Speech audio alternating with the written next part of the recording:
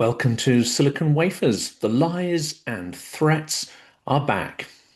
We continue the episode we began yesterday on Silicon Bytes, the main Silicon Curtain channel, about the ill-fated meeting in the White House between Zelenskyy and Trump and his team. Trump's meeting with Zelenskyy did not go well. We're starting to find out exactly how not well, as insiders start to report the details of the threats, coercion, and cursing from Trump's side, and the implacable yet polite resistance from Zelenskyy. The meeting between the US and Ukrainian presidents descended many times into a shouting match, with Trump cursing all the time, people familiar with the matter said. This is according to a Financial Times article published 2 days ago. We continue our dive into the fallout from the meeting between Donald Trump and Volodymyr Zelenskyy, which began on the main Silicon Curtain channel. You can see that episode before this one if you like, or you can just continue with this one. We titled that episode A Tool of Putin in Every Sense. What does all this mean for Ukraine and for European defense and security? Well, according to the Financial Times, Trump urged Zelenskyy to accept Putin's terms or be destroyed by Russia if it refused. The article reports that Trump dismissed Ukrainian battlefield maps and promoted Putin's talking points, including surrendering the entire Donbas region. Again, all of this is quoted from the Financial Times article.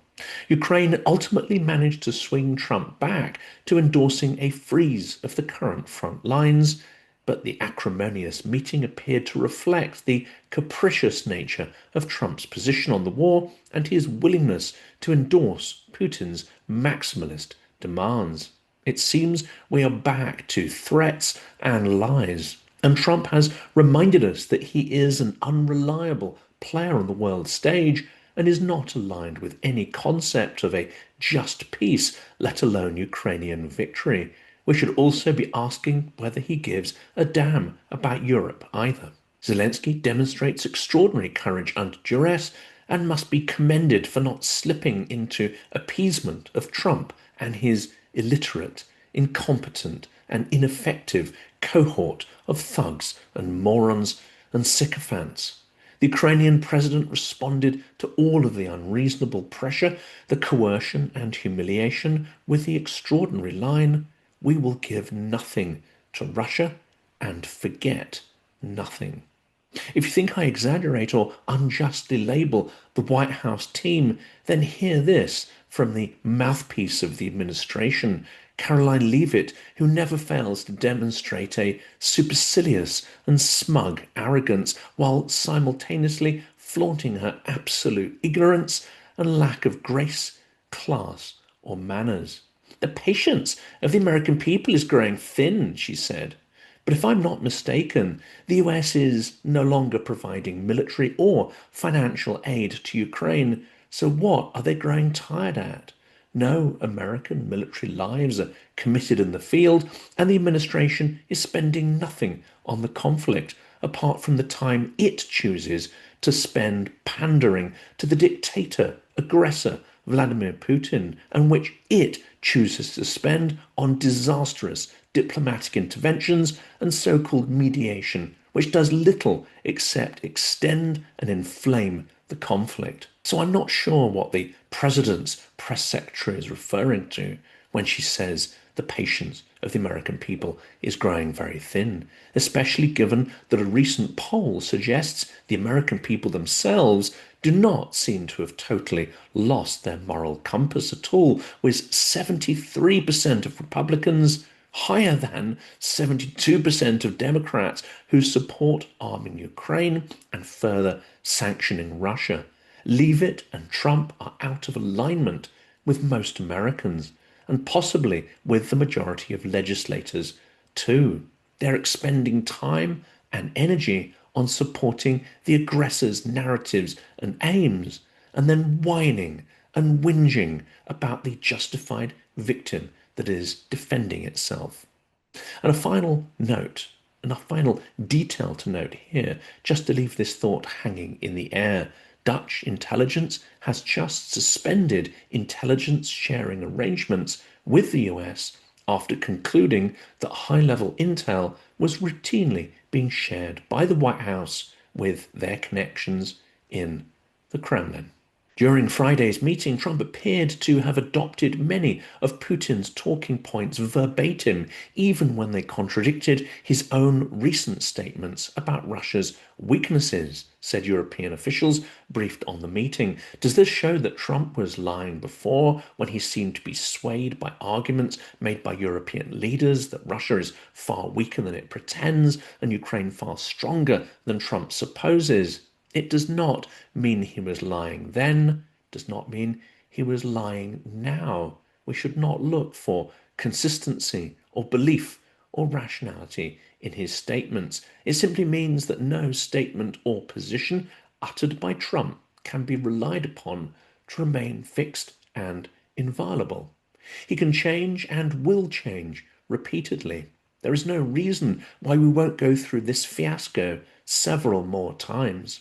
He will always default to a set of assumptions and beliefs that are deeply rooted not only in him, but in many of those around him, that ultimately Russia cannot be beaten and is not necessarily the bad guy.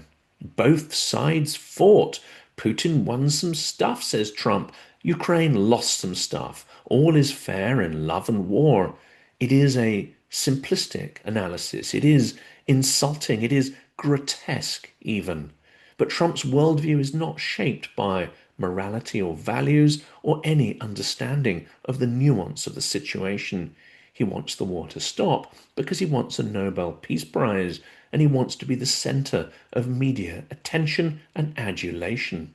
Who is lying to whom is no consequence of his. Whose grievance is real and whose manufactured is of no concern to him at all. All that matters, all that cuts through, is the perception of strength.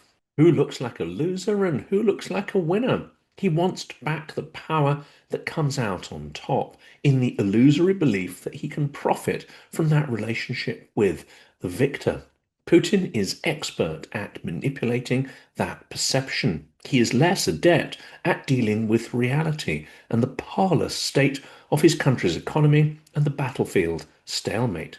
According to a European official with knowledge of the meeting, Trump told Zelenskyy that Putin had told him the conflict was a special operation, not even a war, adding that the Ukrainian leader needed to cut a deal or face destruction.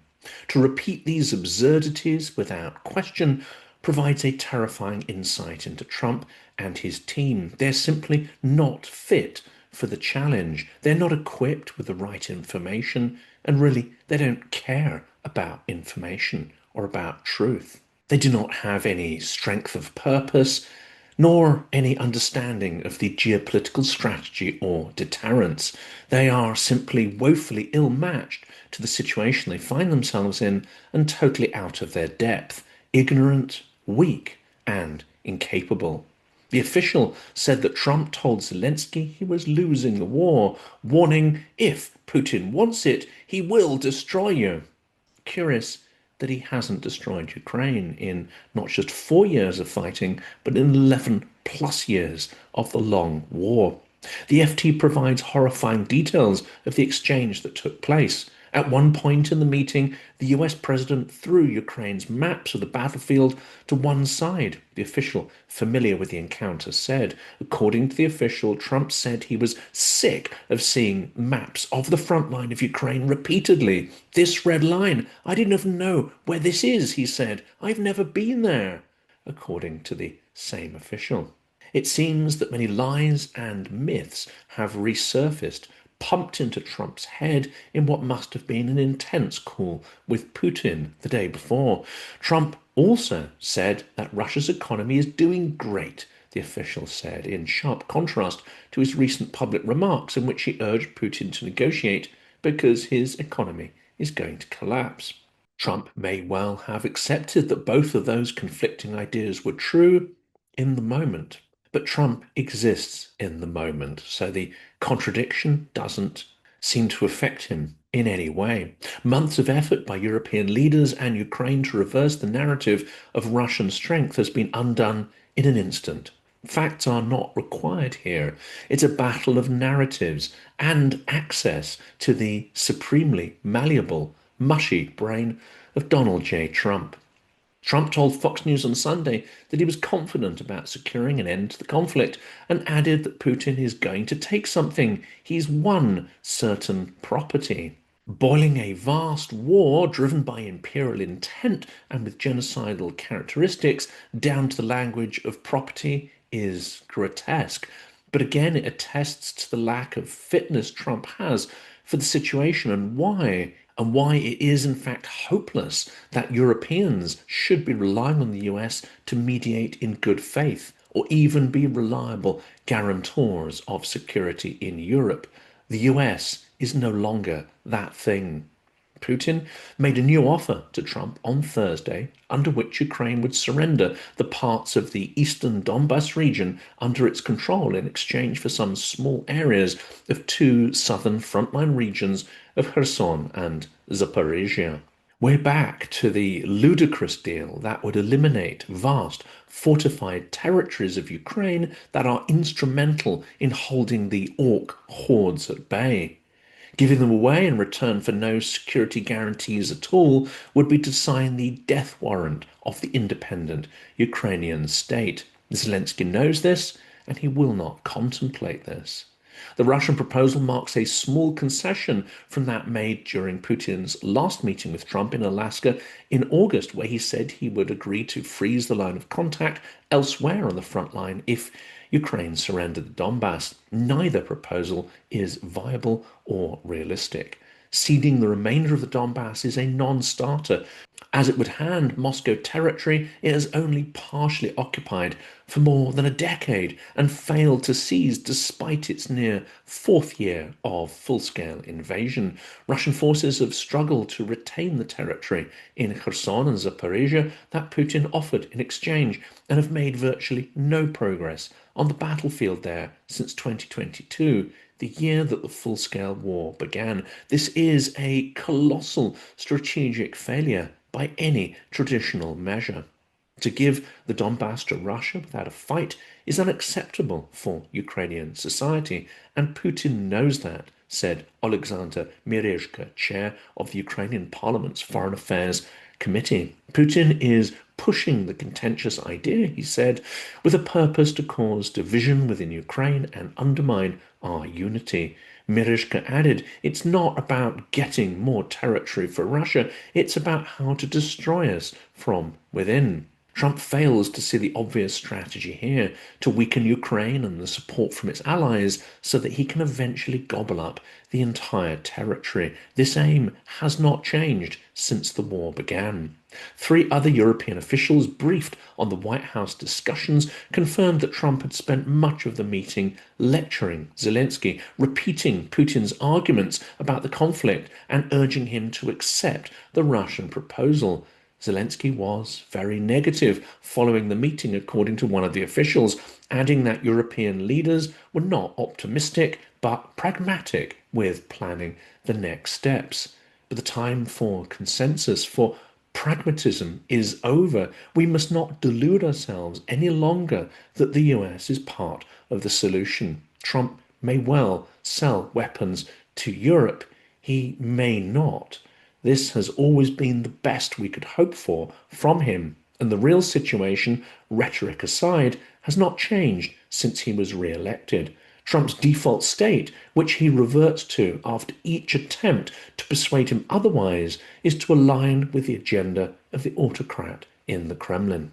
Well, let's look at the US as an instrument of Russian threats and coercion. Russia has long insisted that the Donbass speaks Russian and therefore belongs in some form to Moscow. In the meeting, as the FT reports, Trump promoted Putin's talking points, including the absurd notion that the Donbass should be surrendered. That again is from the Financial Times. This narrative that language or ethnicity equals territory is central to Moscow's imperial claims and has been widely rejected by Kyiv and Western allies. Yet, the US in this meeting appears to give it new legitimacy. And there is a significant weakening of US credibility. The US has been moving toward equipping Ukraine with more capable systems, long-range strike included. Then the meeting happened, and the shift in Trump's thinking was immediately clear. One expert noted the shift as follows. They appeared perfectly happy to basically adopt the line, Russia is strong, Ukraine is weak. Russia is winning the war, so Ukraine should make a deal now and cut their losses by doing a few land swaps in a very dishonest and disproportionate way. That is from the Council on Foreign Relations analysis. Russia uses threats, blackmail, hybrid attacks, and coercive manipulation to meet its objectives. After the meeting, Trump called for both sides to stop where they are and accept the current battlefield as de facto borders. That's reported by AP News. That aligns dangerously with Moscow's goal, freeze the war on Russian terms. The US thereby becomes part of the coercive strategy, even if unintentionally. I can hear many of you saying, hang on a second, this is most likely intentional, and I tend to agree with you. So why do Putin's demands remain maximalist? Let's look at what Russia wants, why those demands are extreme, and why referring to them as realistic peace terms is dangerous, why normalizing them is also dangerous. Putin's maximalist aims, the Washington Post reported them thus. In a recent phone call with President Donald Trump, Russian President Vladimir Putin demanded Ukraine cede full control of the Donbass region as a condition for ending the war. Radio Free Europe wrote earlier this year that giving in to Russia's demand for Donbass would empower Putin's entire strategy and encourage further conquest and aggression against Europe. That was published in May of this year.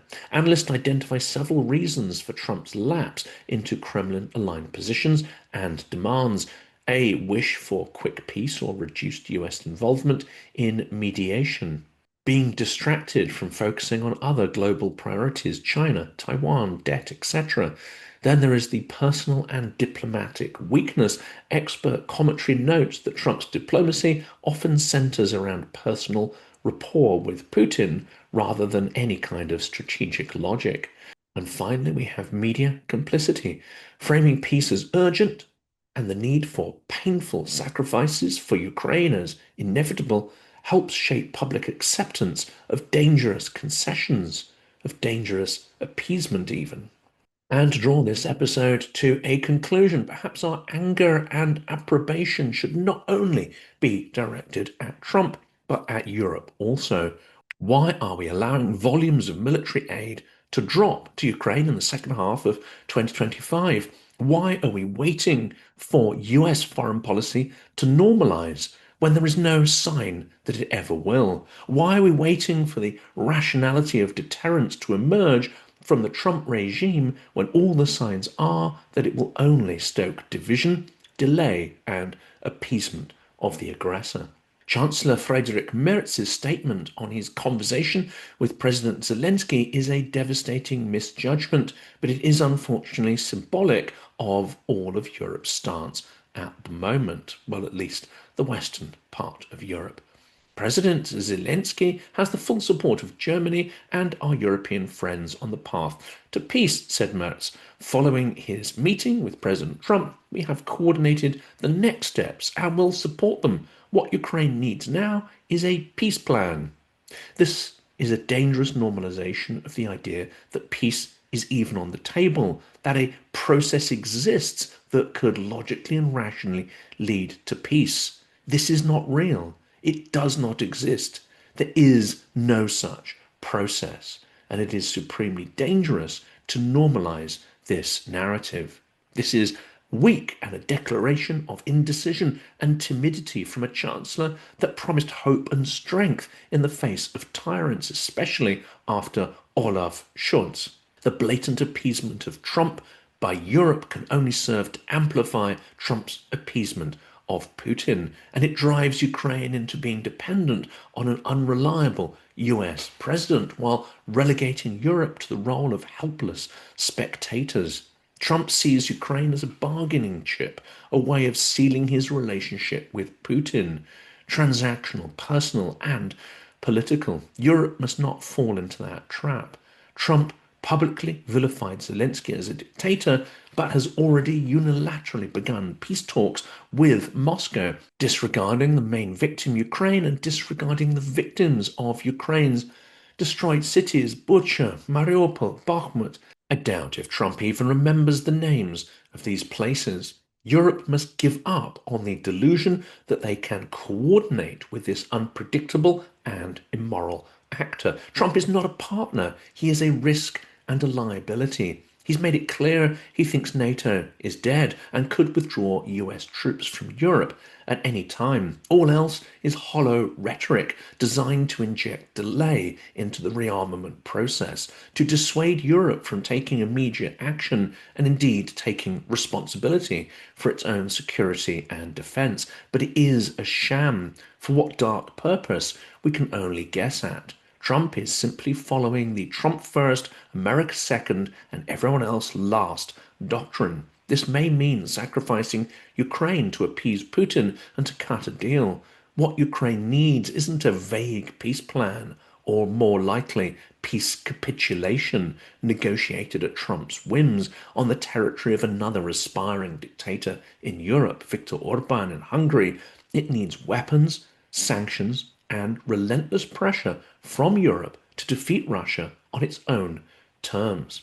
So let's wrap up. Tomahawks are off the table, and we must assume all other requests for munitions and support is now at risk from the US, including intelligence data. The planning for a Trump-Putin meeting in Hungary raises concerns that Ukraine will be sidelined and unreasonable, unrealistic concessions pressure will rise. Will European capitals reinforce their support for Ukraine or follow the US shift? Their response will test alliance cohesion and potentially the war's outcome, potentially even the idea of freedom and democracy in Europe in the long term. As Russian media and diplomats highlight Washington's shift, Moscow gains legitimacy for its conquest strategy, for its lies and narratives. But in reality, Russia remains weak. Putin may be acting under false assumptions and false information. He will continue to overreach and overplay his hand, further weakening Russia to the point of systemic as well as economic collapse. Before we move on to the next question, I'd like to make a personal recommendation that I know you will appreciate. You may have seen my interview last week with the producer of the film series Kyiv of Mine, Ronnie Apteker. Well, I've partnered with them to help raise awareness of what I believe is an important series of films made for a Western audience to help break through absurd stereotypes about Ukraine, some of which, of course, are amplified by Russian propaganda. You can watch these films for free now. Details in a second. Kyiv of Mine is a documentary series about Ukraine's extraordinary capital, which I had the privilege to visit for the first time in January this year. The film production began in 2018, and of course much has changed since then. It's now 2025, and the story is far from over. Kyiv of Mine is a fast-paced, beautifully filmed, humorous, fun, insightful, heartbreaking, moving, and hopeful work. The very antithesis, in fact, of a doom-laden and worthy wartime documentary. This is a work that is extraordinarily uplifting. My friend, operator Starsky, says the film is made with so much love. The film series will make you laugh and cry.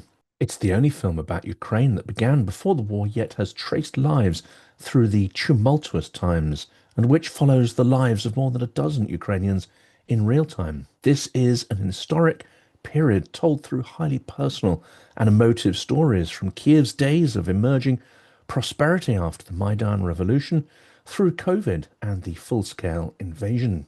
This film is a breath of fresh air. Ukraine deserves a better conversation in the world, one that isn't centered around war, says Jolyon Ellis, filmmaker on Kyiv of Mine. It's hard not to argue with that, and the filmmakers have fully delivered on this promise. This is essential watching for anyone who calls themselves pro-Ukrainian, but I think it's also vital to get friends, colleagues, and family to watch it too, because the reality is few people have a vivid impression of Ukraine or any direct connection with its people. War is inhumane and abstract, building an alternative perception is essential for engaging the world with the importance of Ukraine's struggle. A final word from our partners, the makers of Kyiv of Mine. All three films are now available to watch for free on YouTube. Please check out the links to the dedicated website, which tells you more about the film, its subjects, and the filmmakers. Also in the description is a link to the YouTube channel where you can watch the films now. Do let us know in the comments what you think of them and if they inspire you as much as they have inspired me.